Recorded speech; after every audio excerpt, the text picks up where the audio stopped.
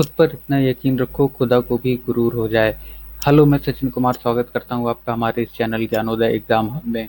जैसा कि हम लोग तैयारी कर रहे थे अपनी यूपीएसआई 2021 दरोगा भर्ती के लिए, तैयारी हमारी चल रही थी। आज के सेशन में हम लोग लगभग 20 क्वेश्चंस मैथ के डिस्कस करेंगे। उससे पहले हम आपको एक चीज़ बता दें कि हम लोग अपनी तैयारी में आज से एक अपना फिक्स टारगेट फिक्स करेंगे कि हमारे टोटल क्वेश्चन हमारे कितने सही होना चाहिए, यानी मेरिट के हिसाब से हमारे क्वेश्चंस कितने सही होना चाहिए जिससे हमारा सिलेक्शन इजीली हो पाए, कोई दिक्कत ना आए, है ना। तो मिनिमम हमें अपना टारगेट सेट करके रखना है। हम लोग मिनिमम तैयारी करेंगे 125 क्वेश्चंस के लिए। हम लोग तैयारी करेंगे कि मिनिमम हमारे 125 क्वेश्चंस हमारे सही होना चाहिए। मिनिमम की बात हो रही है, ठीक है। मिनिमम की 100 बात हो रही है हमारी कि 125 क्वेश्चंस हमारे सही होना चाहिए, ठीक है। मैक्सिमम आपके ऊपर डिपेंड करता है कि कितनी आप तैयारी करते हैं और कितने अच्छे से तैयारी को आगे ले जाते हैं और अपने मार्क्स को आगे बढ़ा सकते हैं, ठीक है। मिनिमम हम लोग 125 मार्क्स की यहाँ से तैयारी करेंगे आज से, ठीक है। मैथ वाले सेशन में हम लोग जो सीरीज चला रहे हैं, तो इस सीरीज में आपको बिल्कुल अच्छे से हर एक क्वेश्चन देखना है। आज से आपकी मैथ की जो सीरीज है, लगभग डेली 1 से 2 हो सकता है वीडियो भी अपलोड करें, है ना, वरना डेली एक आपको तो आज से लगभग कंटिन्यू मिलेगी मिलेगी, ठीक है।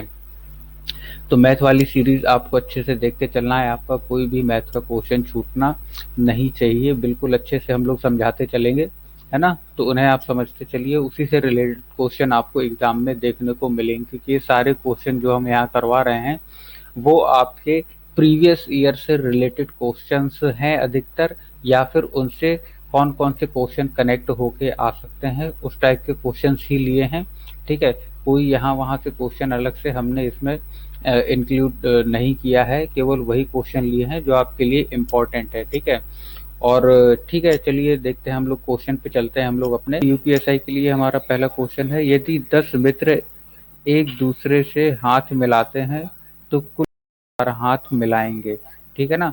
बिल्कुल सिंपल क्वेश्चन, इस टाइप के कई बार हमें क्वेश्चंस मिल जाते हैं। यदि 10 मित्र एक दूसरे से हाथ मिलाते हैं तो कुल कितनी बार हाथ मिलाएंगे, ठीक है। तो ये कैसे निकालेंगे हम, कितनी बार हाथ मिलाएंगे। देखो, हम लोग इसके लिए कौन सा फॉर्मूला यूज करते हैं, जब भी इस टाइप का क्वेश्चन आ जाए कि इतने लोग हैं आपस में इतने बार हाथ मिला कितनी बार हाथ मिलाएंगे, तो हम क्या करेंगे, एन n-1/2 सीधा सीधा सा काउंट करने के लिए हम लोग ये फॉर्मूला लगा देंगे, ठीक है ना। तो ये कितना हो जाएगा हमारा, n का मतलब हो जाएगा 10, यानी टोटल कितने लोग थे, n-1 यानी कि 9/2। 2 से डिवाइड करेंगे हमारा कितना आ जाएगा 5, और 9×5 = 45, यानी कि टोटल 45 बार आपस में ये लोग हाथ मिलाएंगे, ठीक है। तो ये वाले क्वेश्चनों के लिए ये एक चीज आपको ये याद रखना है, ठीक है। उसके बाद देखिए अगला क्वेश्चन, हमारा अगला क्वेश्चन ये है, एक आदमी अपनी यात्रा का 2/5 भाग रेल द्वारा तथा 9/20 भाग बस द्वारा एवं बाकी का 10% साइकिल द्वारा तय करता है, तो उसके द्वारा चली गई दूरी बताइए, ठीक है ना।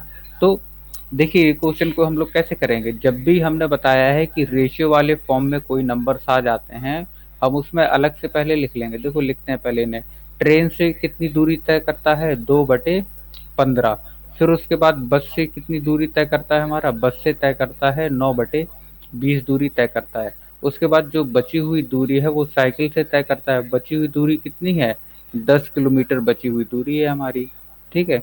बात क्लियर है। तो देखो, जब भी रेशियो में हमें कोई नंबर्स दिए हों, हम क्या करते हैं कि उनके जो नीचे वाले नंबर्स हमारे यहाँ 15 और 20, ठीक है। तो नीचे वाले नंबर्स हमारे रेशियो में क्या होते हैं, मूल मान होते हैं, यानी कि प्रारंभिक मान हम लोग मान के चलते हैं। तो अगर हम 15 और 20 का एलसीएम ले लें तो एलसीएम हमारा कितना आ जाएगा, 60 एलसीएम आ जाएगा, ठीक है। 60 एलसीएम जो आया है, इस 60 को हम टोटल दूरी मान सकते हैं, कुल दूरी, ठीक है। अगर हम इस 60 को कुल दूरी मान लें, तो देखिए हमने इस क्यों माना 60 को कुल दूरी, अगर यहाँ हम ट्रेन से चली गई दूरी निकालते हैं तो कितना चलता है 2/15, यानी 60 का 2/15 हमारा कितना हो जाएगा, 60 का 2/15 कितना हो जाएगा हमारा, 15 चौके 60 और 4 दूनी 8, यानी कि 8 किलोमीटर हो गया, ठीक है। उसके बाद बस से देखो कितनी दूरी तय करेगा, बस से तय कर रहा है 9/20, तो 60 किलोमीटर टोटल डिस्टेंस हमने मानी है। तो 9/20 से अगर हम निकालेंगे तो 2 3 6, और 9 तिया 27, यानी कि बस से 27 किलोमीटर की डिस्टेंस टोटल तय करेगा। बात ठीक है। तब देखो उसने ट्रेन और बस से टोटल कितनी दूरी तय कर ली, 27 प्लस 8, 27 प्लस 8 को ऐड करेंगे हम, कितना हो जाएगा हमारा, 7 7 14 और 1 15, यानी कि 35 किलोमीटर। ठीक है, यानी 60 में 35 किलोमीटर चल चुका है। अब हमारा 60 से बचा कितना है, हमारा बचा कितना है, 25 किलोमीटर बचा है। हमने 60 - 35 कर लिया। ठीक है, ये हमारा बचा हुआ है, शेष हो गई है। बात करें ना, शेष है ये। तो हमारी यहाँ पे देखो शेष कितनी थी, 10 किलोमीटर। ठीक है ना, इसका मतलब 25 की वैल्यू हमें कितनी दी है, 10 किलोमीटर। और टोटल हमने डिस्टेंस कितनी मानी थी, 60 किलोमीटर। तो 60 की वैल्यू कितनी हो जाएगी, 10/25 नीचे आ जाएगा और 60 का मल्टीप्लाई हो जाएगा। ठीक है, तो अब इसे काट दो इसे। तो 25 चौके 100 और 4 × 24, यानी 24 किलोमीटर टोटल उसकी डिस्टेंस थी एक्चुअल। ठीक है, बात क्लियर है। तो जब भी रेशियो वाले फॉर्म में हमें नंबर्स मिल जाए तो हम नीचे वाली वैल्यूज को कैलकुलेट करके एलसीएम लेके पहले तो पूरी चीज हम लोग मान लेंगे, है ना। यहाँ दूरी थी तो हमने पूरी दूरी मान ली थी। ठीक है, तो इस टाइप से हम लोग क्वेश्चन को कर सकते हैं। उसके बाद देखो जो हमारा अगला क्वेश्चन है, अगले टाइप का क्वेश्चन है ये हमारा टाइम एंड वर्क का क्वेश्चन है। टाइम एंड वर्क से रिलेटेड, यदि 10 आदमी या लगा है यहाँ पे देखना, 10 आदमी या 18 लड़के किसी काम को 15 दिन में करते हैं, तो 25 आदमी और 15 लड़के उससे दोगुने काम को कितने दिन में करेंगे। ठीक है, यहाँ पे और लगा हुआ है। बात क्लियर है। तो अब देखो यहाँ पे हमें क्या दिया है कि 10 आदमी या 18 लड़के, 10 आदमी या 18 लड़के किसी काम को 15 दिन में कर सकते हैं।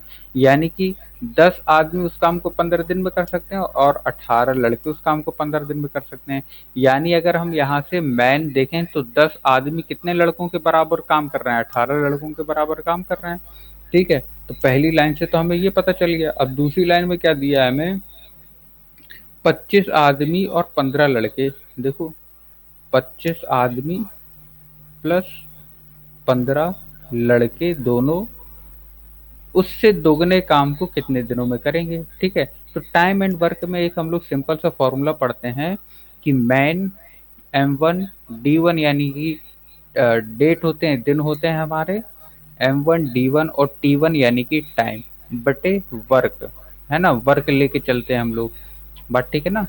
अब देखो बराबर में क्या रखते हैं, M2 D2 T2 बटे वर्क 2, यानी दूसरे लोगों का काम और ये पहले लोगों का काम।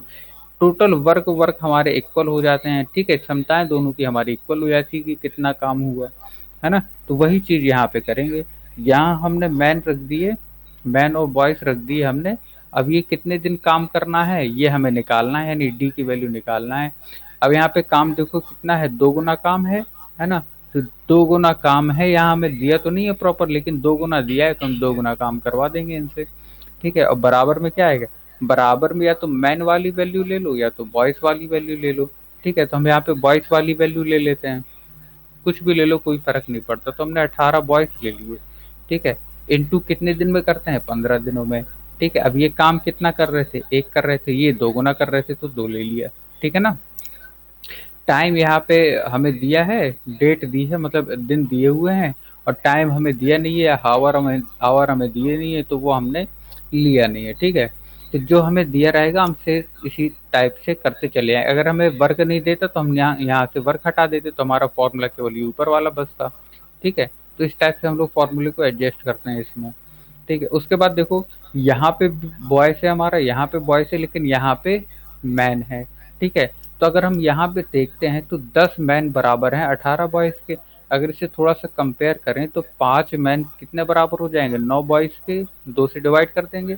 तो 5 आदमी जब 9 बॉयज के बराबर हैं तो 25 आदमी कितने बॉयज के बराबर होंगे, 5 × 9 = 45 बॉयज के बराबर होंगे।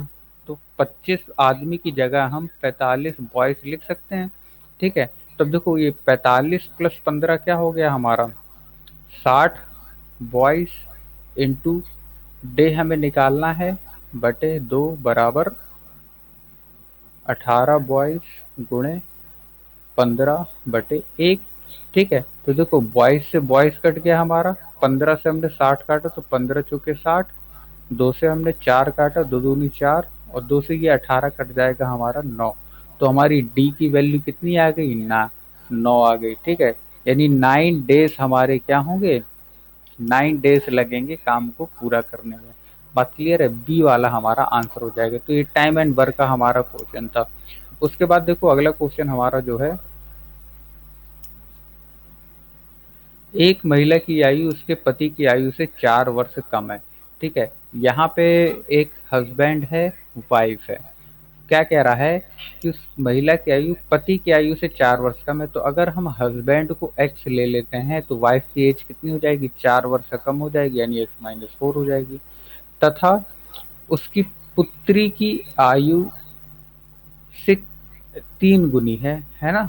क्या कह रहा था, उसकी पुत्री की आयु से 3 गुनी है, किसकी, महिला की आयु। बात क्लियर है, यानी इनकी डॉटर जो है वो कितनी है, डॉटर 3 गुनी है। डॉटर की एज से 3 गुनी है उसकी जो वाइफ है ना। यानी x-4, अगर हम डॉटर में 3 का डिवाइड कर दें, है ना, डॉटर में 3 का डिवाइड कर दें, तो अगर हम इसका वापस से 3 से मल्टीप्लाई करेंगे तो वापस हमारा x-4 आ जाएगा। बात क्लियर है, तो 3 गुना हो जाएगा हमारा इजीली। तो हमने क्या किया, डॉटर की कितनी लिख ली, x-4/3, ये डॉटर की लिख ली हमने। ठीक है, यदि 6 वर्ष बाद पुत्री की आयु 20 वर्ष हो जाएगी। तो देखो अगर 6 वर्ष बाद और अगर ऐड कर देते तो आयु कितनी हो जाती है पुत्री की, 20 साल हो जाती है। तो देखो ये पूरी हमारी इक्वेशन बन गई। यहाँ से x की वैल्यू निकाल सकते हैं, 6 इस साइड जाएगा, 20 में से 6 माइनस होगा, कितना बचेगा हमारा 40। उसके बाद 3 का इसमें मल्टीप्लाई हो जाएगा, तो x-4 कितना हो जाएगा हमारा 42, और x बराबर हमारा कितना हो जाएगा 46, 4 उस साइड जाके ऐड हो जाएगा हमारा। ठीक है, तो देखो x हमने किसे माना था, हस्बैंड को माना था। तो x हस्बैंड की एज कितनी आ गई 46, वाइफ की होती तो 4 ईयर हमारी माइनस हो जाती, यानी कि 42। ठीक है, तो यहाँ हमसे पूछी है पिता की वर्तमान आयु यानी कि हस्बैंड की, तो हमारा 46 इसमें आंसर हो जाएगा। बात क्लियर, तो इस टाइप से इन्हें इक्वेशन बना के हम लोग आराम से सॉल्व कर सकते हैं। उसके बाद देखो ये अगला क्वेश्चन हमारा, 60 लीटर मिश्रण में दूध और पानी का अनुपात 3:7 है। ठीक है, 60 लीटर का टोटल हमारा मिक्सचर है, उसमें मिल्क और वाटर किस रेशियो में है हमारा, 3:7 के रेशियो में है। उसके बाद कह रहा है 2:5 के अनुपात बनाने के लिए कितना मिश्रण मिलाया जाए। वो कह रहा है इसमें कितना पानी मिश्रण में मिलाया जाए। पानी मिला रहे हैं उसमें, ठीक है, यानी हमने ले लिया x पानी मिला रहे हैं, तो अनुपात हमारा कितना हो जा रहा है 2:5 हो जा रहा है हमारा। ठीक है, वाटर तो मिल्क तो मिला नहीं रहे हैं, पानी बस मिला रहे हैं, तो पानी हमने मान लिया x लीटर मिला रहे हैं। बात क्लियर, तो अनुपात हमारा लास्ट में कितना हो जाता है 2:5 हो जाता है। तो अगर आप यहाँ देखो मिल्क तो ऐड कर नहीं रहे हैं, ठीक है, मिल्क तो सेम सेम है, मिल्क तो ऐड कर नहीं रहे, तो मिल्क हमारा सेम होना चाहिए। लेकिन यहाँ पे मिल्क है 3 और यहाँ पे मिल्क है 2, तो मिल्क को सेम बनाने के लिए 2 का मल्टीप्लाई ऊपर और 3 का मल्टीप्लाई नीचे कर देंगे। तो ये तो कितना हो जाएगा हमारा 3 दूनी 6। बात क्लियर है, ये हमारा कितना हो गया 6 हो गया, और ये 2×7=14। ठीक है, ये कितना हो जाएगा हमारा 3×2=6 और 3×5=15। तब देखो मिल्क मिल्क हमारे कैसे हो गए, बराबर हैं मिल्क मिल्क। ठीक है, वाटर में देखो 14 से वाटर कितना हो गया 15 हो गया, तो हमारा कितना बढ़ रहा है वाटर, +1 बढ़ रहा है। बट ठीक है ना। और देखो इसकी वैल्यू हमारी शुरू की वैल्यू दी थी कितनी 60 लीटर है, तो 6 + 14 20। ठीक है ना, 6 + 14 20। तो यहाँ पे देखो 20 की वैल्यू हमें कितनी दी है 60, तो एक की वैल्यू कितनी आ जाएगी हमारी 3 आ जाएगी, और हमें एक की वैल्यू चाहिए क्योंकि एक मिला रहे हैं ना। 14 से हमारा कितना हो गया 15 हो गया, एक बढ़ रहा है। तो अगर हम इस एक की वैल्यू पता कर लें कि जितना बढ़ रहा है वो कितने लीटर है, तो हमें पता चल जाएगा कि वाटर जो हमने मिलाया था x उसकी वैल्यू क्या है। तो एक की वैल्यू हमारी कितनी आ गई 3 आ गई, इसका मतलब 3 लीटर पानी उसमें मिलाया गया था। इसे ऐसे भी कर सकते हैं हम लोग कि हमने सीधा सीधा लिख दिया, यहाँ पे देखो 3:7 था मिल्क और वाटर, तो हम 7 + 3 10, और 10 की वैल्यू बराबर कर देते हैं अगर 60 के, तो 1 की वैल्यू आ गई 6, तो 6×3=18 और 6×7=42, इतना हमारा मिल्क और वाटर हो जाता। ठीक है ना। तो देखो इसे हम मिल्क और वाटर का अगर रेशियो निकालते तो हम वाटर मिला रहे हैं तो वाटर में मैक्स मिला देते, मिलाने के बाद हमारा रेशियो कितना हो जाता है, 2/5 मिल्क और वाटर का। तो इसे सॉल्व करते, यहाँ से हम एक्स की वैल्यू निकाल देते, तब भी हमारा आंसर आ जाता। बात क्लियर है? तो जैसे मन हो वैसे कर लेना क्वेश्चन को, ठीक है। उसके बाद देखो ये हमारा अगला क्वेश्चन है नंबर सिस्टम से सॉरी अलजेब्रा से हमारे इस टाइप के कई सारे क्वेश्चन बन जाते हैं लंबे लंबे से, है ना। देखो यहाँ पे क्या दिया हुआ है, ए अनुपात बी दिया हुआ है हमें 2/9 अनुपात 1/3। तो इसे थोड़ा सा सिंप्लीफाई करते चलते यहीं पे अगर हम, तो अगर हम 9 का मल्टीप्लाई इस पूरे में कर दें, 9 का मल्टीप्लाई इस पूरे में कर दें हम, बट ठीक है, तो नीचे वाली जो वैल्यूज हमारी वो खत्म हो जाएंगी, यानी रेशियो वाला सिस्टम हमारा खत्म हो जाएगा। तो अगर 2/9 में 9 की मल्टीप्लाई करेंगे तो कितना बचेगा हमारा, 2 बचेगा केवल। तो ए कितना आ गया, 2। अब ये 1/3 में 9 का मल्टीप्लाई करेंगे हम तो कितना हो जाएगा, 3 तिया 9 और 3 एकम 3, यानी कि 3 हो जाएगा। ठीक है, तीनों का लिख लेते हैं, ए बी सी और डी। ठीक है, यहाँ पे देखो 2/7 है और 5/14 है, तो इसमें किसका मल्टीप्लाई करेंगे, 7 और 14 कैल्शियम 14, तो 14 का मल्टीप्लाई करेंगे। तो 2/7 में अगर 14 का मल्टीप्लाई करेंगे तो कितना हो जाएगा हमारा, 7 दूनी 14 और 2 दूनी 4, यानी कि बी आ गया हमारा कितना, 4। और सी कितना हो जाएगा हमारा, 14 14 कैंसिल हो जाएगा, बचेगा 5, तो सी हो गया हमारा 5। उसके बाद देखो यहाँ पे डी और सी दिया हुआ है ना। यहाँ पे कितना 10 और 5 है, तो 10 का मल्टीप्लाई कर देंगे तो हमारा डी कितना बचेगा 7 और सी बचेगा 6। तो सी के नीचे आ गया 6 और डी बचेगा 7, तो डी के नीचे आ गया 7। ठीक है ना, बात क्लियर है। उसके बाद क्या करते हैं हम लोग, जैसे इतना लंबा हो गया सॉल्व करने के लिए, जिसके बगल की जो वैल्यू हमारी खाली है हम वही वाली वैल्यू उसमें पुट कर देंगे। 5 के बगल में डी खाली है तो 5 लिख देंगे। ठीक है, यहाँ 4 के बगल वाली वैल्यू खाली है एक ही, तो यहाँ 4 लिख देंगे। यहाँ 6 की दोनों खाली है तो यहाँ दोनों में 6 6 लिख देंगे।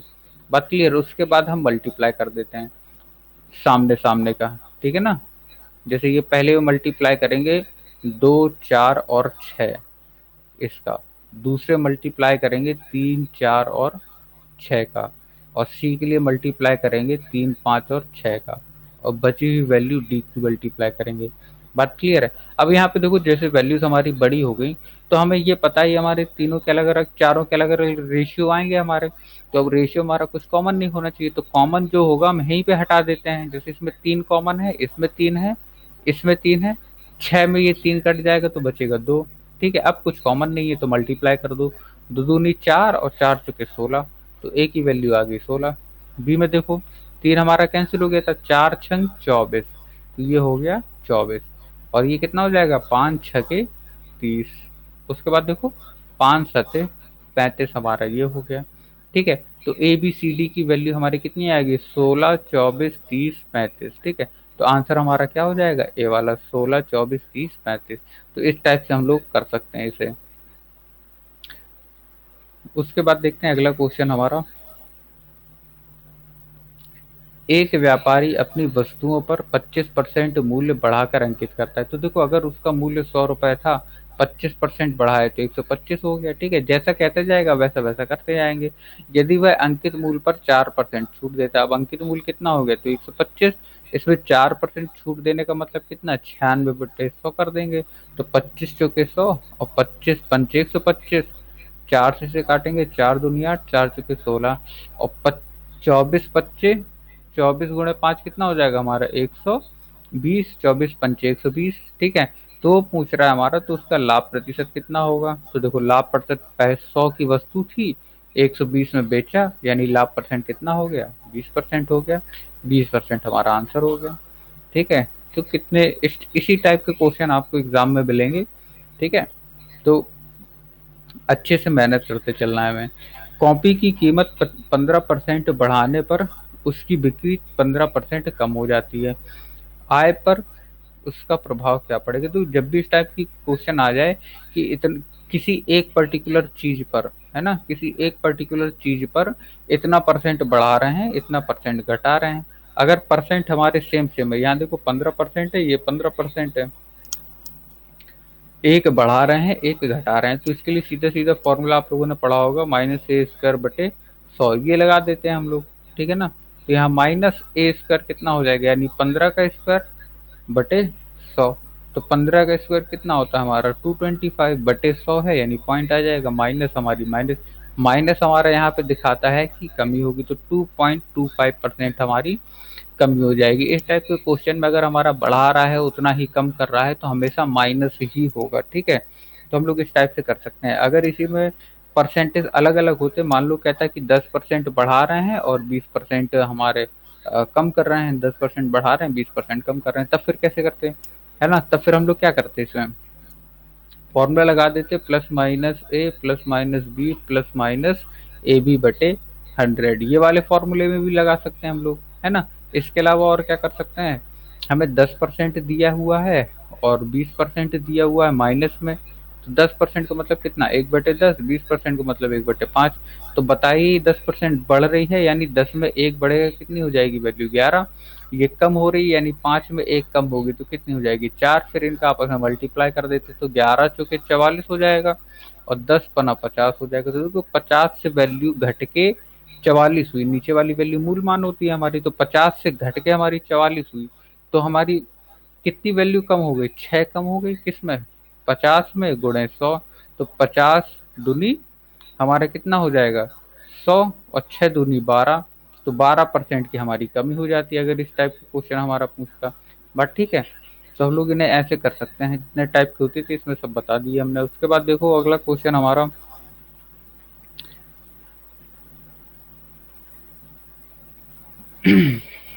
एक शहर की वर्तमान आबादी 48,000 है,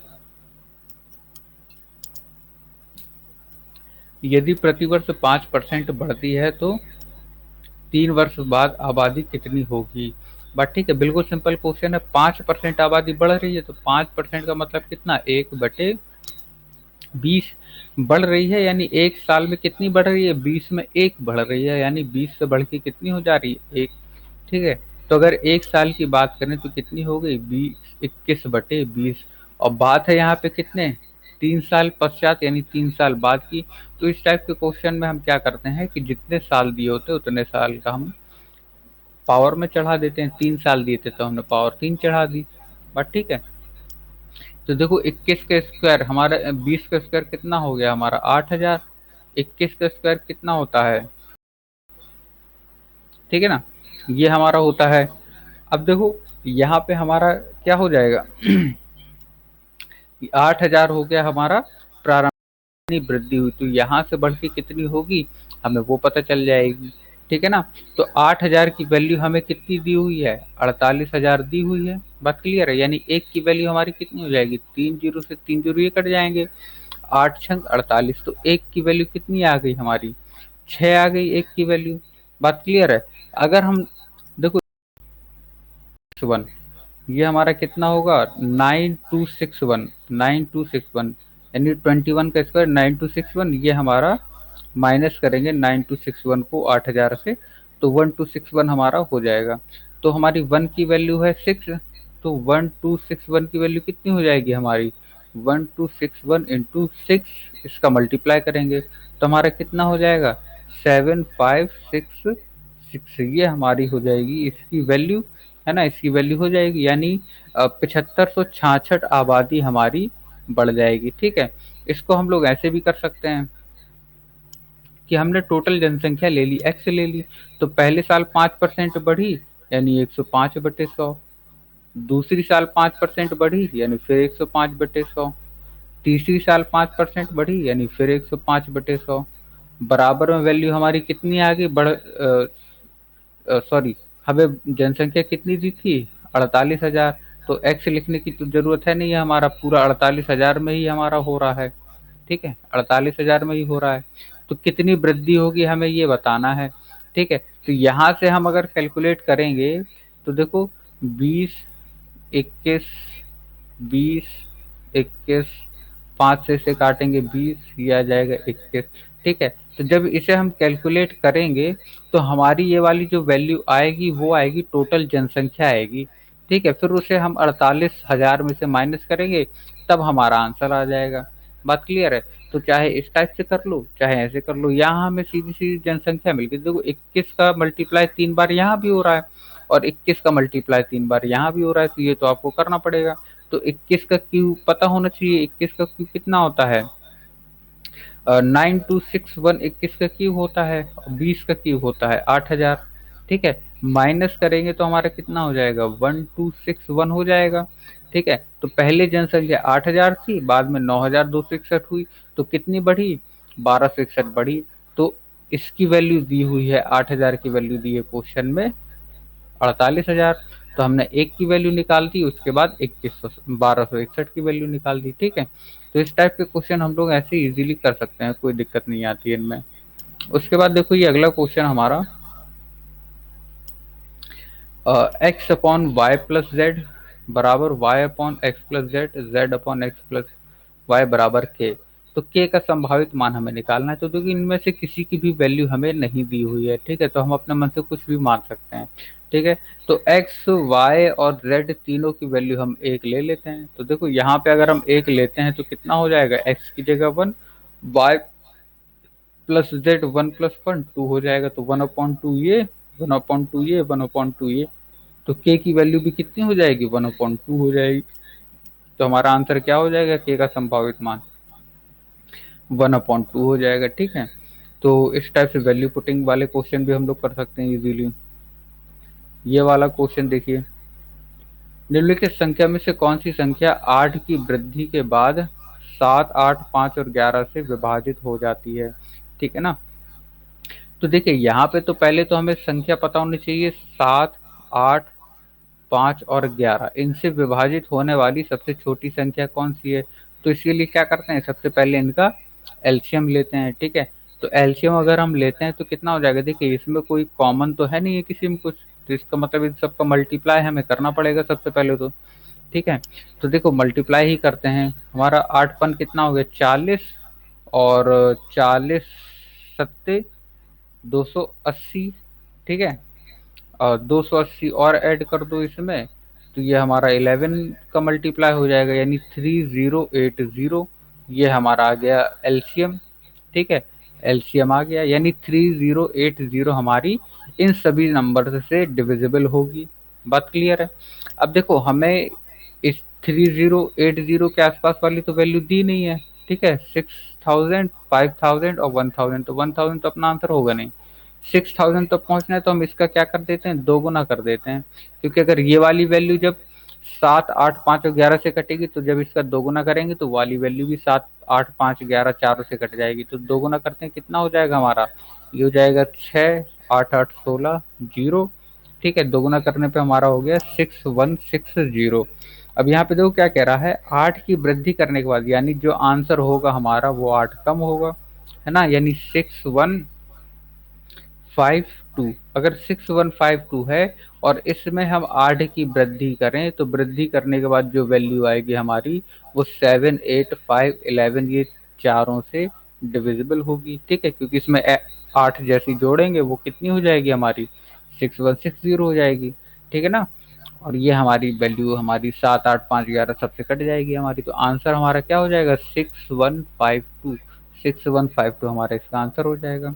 बात क्लियर है? उसके बाद देखते हैं अगला क्वेश्चन हमारा कैसा है।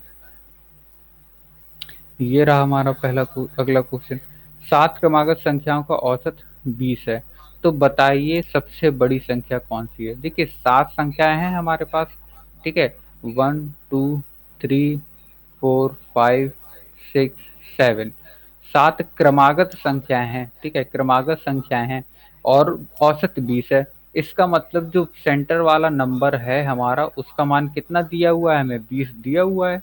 बात क्लियर है? ये एवरेज हमने बताया ही था कि जब भी क्रमागत वाली वैल्यू होती है, जैसे 1, 2, 3, 4, 5, इसका औसत कितना होता है? 3 होता है। तो देखिए सेंटर वाला नंबर है, तो क्रमागत संख्या जब भी होती है तो उनका सेंटर वाला नंबर उसका औसत होता है। बात क्लियर है?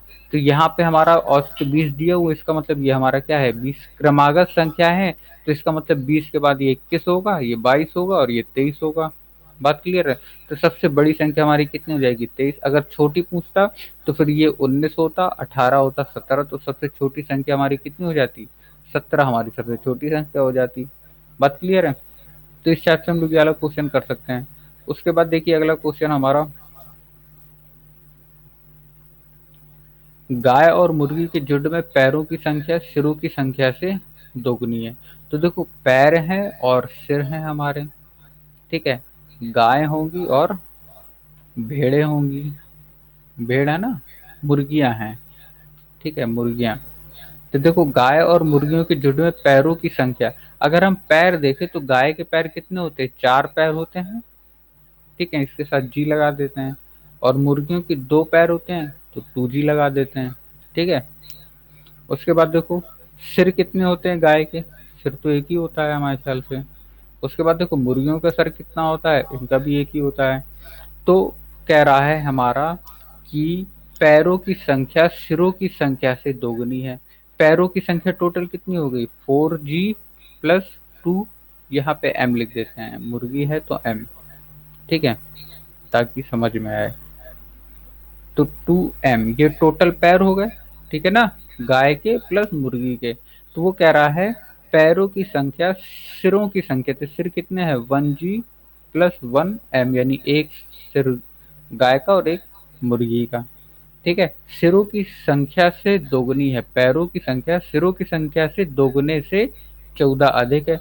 तो सिरों की संख्या से दोगुने से 14 अधिक है किसकी, पैरों की संख्या। बात क्लियर है, ये हमारी टोटल बन गई, इसकी इक्वेशन बन गई। हम इसे सॉल्व कर लेंगे। देखो 2 का मल्टीप्लाई अंदर करेंगे तो कितना हो जाएगा, ये 2G हो जाएगा, ये 2M हो जाएगा।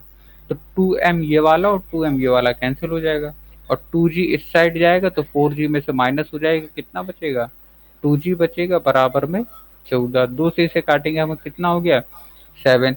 तो G की वैल्यू आ गई हमारी 7, G मतलब गाय की वैल्यू आ गई हमारी 7। तो पूछा हमसे कितना है, झुंड में कितनी गाय हैं, तो गाय की वैल्यू कितनी आ गई, 7। बात क्लियर है। तो इस टाइप से हम लोग सिर पैर वाले क्वेश्चन ये वाले कर लेंगे, है ना। उसके बाद देखिए अगला क्वेश्चन हम लोग आते हैं अगले क्वेश्चन में। ये हमारा अगला क्वेश्चन है, देखिए -2, -1, 0, 1 और 2 के वर्गों के योग तथा घनों के योग का अनुपात। देखो बिल्कुल सिंपल है, अगर हम वर्ग निकालते हैं तो -2 का वर्ग कितना हो जाएगा हमारा 4, 1 का वर्ग 1, 0 का 0, 1 का 1 और 2 का हो जाएगा 4। अब देखो घन, अगर -2 का घन निकालेंगे तो कितना हो जाएगा, -8 हो जाएगा। बात क्लियर है।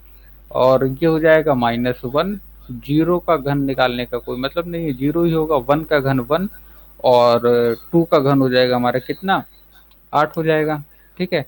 तो देखो ये कितना हो जाएगा हमारा, 4 और 1 5, और 5 5 10, तो 10 बटे, यहाँ पे 1 +1 -1 कैंसिल, +8 -8 कैंसिल, यानी 0। तो 10/0 हमारा आ गया। देखो जब भी किसी संख्या में हम लोग 0 का भाग देते हैं, ठीक है, तो वो क्या कहलाता है, वो अनंत हो जाता है, ठीक है, इनफाइनाइट हो जाता है। इसकी कोई भी वैल्यू हम लोग निकाल नहीं पाते हैं, क्योंकि निकलती चली जाती है, ठीक है। तो इसका कुछ भी वैल्यू निकल के नहीं आती, ये हमारा अनंत हो जाता है ना, इनफाइनाइट। तो इसका हमारा आंसर क्या हो जाएगा, अनंत, ठीक है। अगर 0/10 होता, 0/10 होता तो इसका मतलब हो जाता 0। बात है, ध्यान से समझना। यानी अगर 0 में किसी संख्या का भाग देते हैं तो इसकी वैल्यू तो हो जाती है 0, लेकिन अगर संख्या में 0 का भाग देते हैं तो उसकी वैल्यू हो जाती है अनंत, ठीक है। तो ये चीज याद रखिएगा। उसके बाद देखते हैं अगला क्वेश्चन। देखिए सिंपल क्वेश्चन हमारा 0.00032 की पावर 0.6, ठीक है। यानी देखो इसे कैसे लिख सकते हैं, 32/1 2 3 4 5, और पावर हमारी 0.6 है तो 6/10 कर सकते हैं इसे, ठीक है। हमने क्या किया, दशमलव हटाया, नीचे 0 बढ़ा दिया। अब देखो 32 का मतलब क्या हो गया हमारा, 2 की पावर कितनी हो जाएगी, 5, है ना, और नीचे 10 की पावर 5, यानी 2/10 की टोटल पावर 5 हो जाएगी, और पावर में हमारा 6/10 और लिखा हुआ है। बात क्लियर है। तो ये कितना हो जाएगा, 5 दूनी 10, 2 से 6 काटेंगे तो 3। तो ये कितना हो गया हमारा, 2/10 की पावर 3। तो 2 से 10 काटेंगे कितना हो जाएगा, 5, ठीक है, हमारा 5 हो गया। तो ये हमारा कितना हो जाएगा, देखिए यहाँ पे 2/1 2 3 4 5, ठीक है ना। अब 32 का मतलब कितना हो गया, 2 की पावर 5। तो 5 की पावर हो गई हमारी कितनी, 6/10 गुणे 5, ये हो गई हमारी, ठीक है। अब देखो ये हमारे 5 से काटा 2, और 2 से कटेगा ये 3 हो जाएगा। अब ये कितना हो गया हमारा, 2/10 की पावर 3। तो यानी कि कितना हो गया हमारा, 1/5 की पावर 3। तो 1/5 का मतलब कितना, 8, 0.008। बात क्लियर है। तो हमारा बी वाला इसका आंसर हो जाएगा। बात ठीक है। उसके बाद देखो अगला क्वेश्चन हमारा ये रहा, √3969 और क्वेश्चन मार्क है तो यहाँ हम लोग एक्स लिख लेते हैं, -19 = 107। ठीक है, इसे हमें सिंप्लीफाई करना है। ठीक है, देखिए सिंप्लीफाई से आपके यूपीएसआई के एग्जाम में कई सारे क्वेश्चन हमारे बन जाते हैं। ठीक है, तो बताइए इसका आंसर क्या होगा।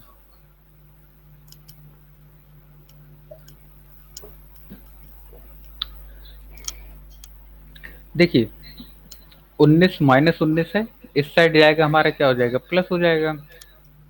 तो 107 + 19, तो ये कितना हो गया हमारा, 9 7 16, 2 और 1, 126।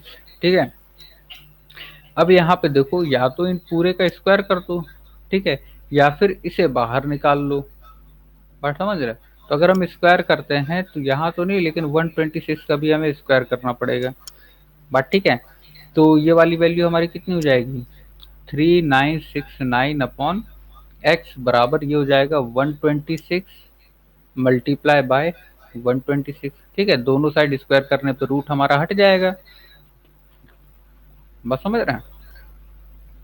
अगर हम ये पूरा स्क्वायर कर दें और इधर भी पूरा स्क्वायर कर दें तो हमारा ये रूट हट जाएगा, इधर 126 इंटू 126 हो जाएगा। ठीक है, अब इसे सॉल्व कर लेंगे हम लोग। ठीक, तो देखो ये हमारा 9 से कट जाएगा, डिवाइड हो जाएगा, तो इसे काट देते हैं हम। तो कितना हो जाएगा हमारा, 9 चौके 36, बचेगा 3, 9 चौके 36 और 1, तो और इसे काटते हैं हम लोग। तो 9 एकम 9, 9 चौके 36। ठीक है, तो अब ये दोबारा 9 से कट जाएगा हमारा। ठीक है, 9 चौके 36, 9 पन्ना 45, तो 9 चौके 36। ठीक है, 36 हो गया हमारा, कितना बचा, 8, यानी 9 9 81। अब 9 से हम इसे काटेंगे तो ये भी कितना आ जाएगा, 14 हो जाएगा।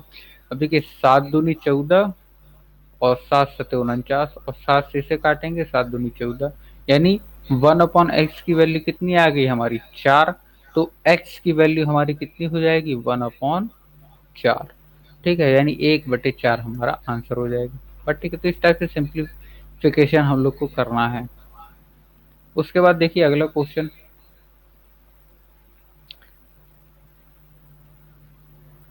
दो संख्याओं का लासा उसके मासा का 12 गुना है ना।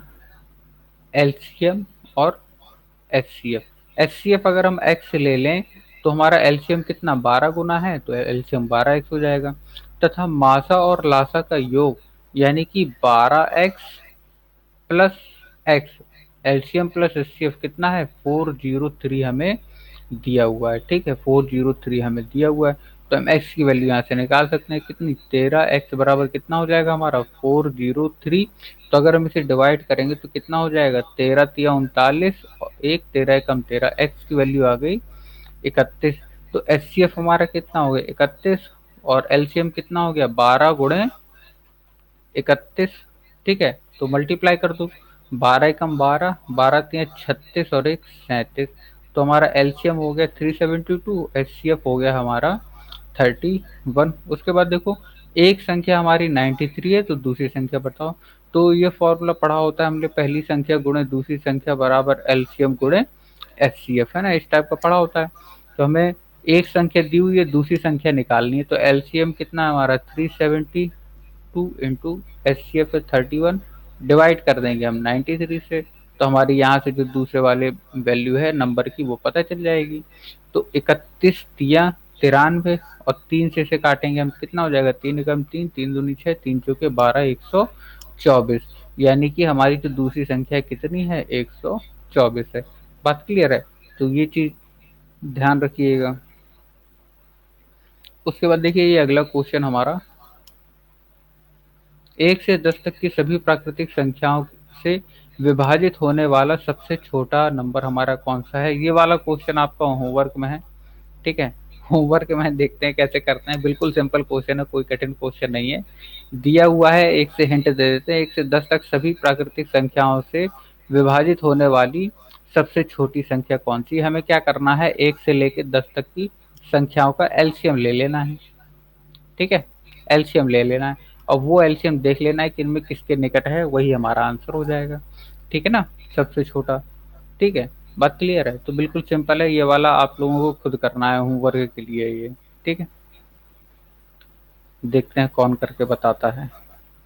देखिए ये क्वेश्चन, दो उम्मीदवारों के एक चुनाव में डाले गए कुल वोट का 30% वोट पाने वाला उम्मीदवार 16,000 वोटों से पीछे चल रहा है। अब देखो, एक को 30% मिल रहा है तो दूसरे को 70% मिल रहे होंगे, ठीक है। तो जीतने वाला 70% वाला है, हारने वाला 30। कितने वोटों से जीत रहा है? 40% वोटों से जीत रहा है, ठीक है। यानी 16,000 वोटों से पीछे चल रहा है, इसका मतलब 16,000 वोटों से दूसरा वाला जीत रहा होगा। तो 40% की वैल्यू कितनी दी है हमें? 16,000, ठीक है। तो यहाँ से हम निकाल लेंगे, एक जीरो से ये कटा, 1% की वैल्यू हमारी कितनी आ जाएगी? 400। 100% की वैल्यू यानी टोटल वोटर कितने थे हमें पता चल जाएगा यहाँ से, 40,000। बात क्लियर है? तो ये क्वेश्चन बिल्कुल इजी होते हैं अपने करने के लिए, चुनाव वाले जितने भी टाइप के होते हैं, ठीक है। तो आराम से इन्हें सीख लीजिएगा, सारे जितने भी टाइप के होते हैं, 6 टाइप के चुनाव के क्वेश्चन होते हैं, सारे सीखना है आपको, ठीक है। कोई सा भी आ जाए। यदि प्याज की कीमत 10% कम हो जाए तो गृहिणी द्वारा इसका उपभोग कितना प्रतिशत अधिक किया जाए ताकि मद पर व्यय कम ना हो? तो देखिए 10% हमारी क्या कमी हो रही है, तो 10% की वैल्यू का मतलब कितना, 1/10 कम हो रही है, यानी 10 में 1 की कमी हो रही। तो 10 में जब 1 की कमी होगी तो कितनी, 9 हो जाएगी। तो कह रहा है कम होने के बाद इस 9 को कितना बढ़ाया जाए कि वापस से ये 10 में आ जाए। बात समझ रहे हैं?